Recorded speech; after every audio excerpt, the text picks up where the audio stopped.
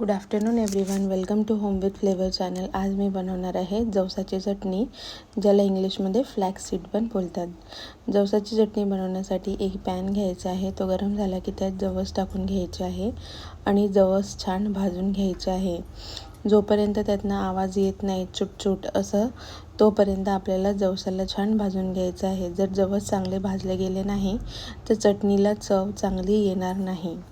त्यामुळे तुम्ही इथे बघू शकता जवळपास 15 मिनिटं आपल्याला जवसाला छान भाजून घ्यायचं आहे। मी इथे जवस छान भाजून घेते आहे। इथे तुम्ही बघू शकता जवस ही छान भाजली गेलेली आहे। त्यानंतर मी याला एका बाउलमध्ये काढून घेते आहे। त्यानंतर यात आपल्याला जिरे टाकायचे आहे। जिरेही आपल्याला भाजून घ्यायचे आहे। इथे मी 2 चम्मच जिरे घेतलेले आहे।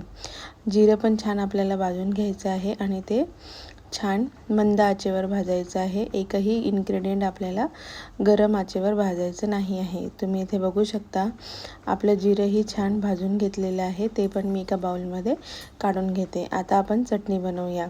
चटणी बनवण्यासाठी मिक्सर जारमध्ये आधी जवस टाकायचं आहे आणि ते आधी फिरवून घ्यायचं आहे।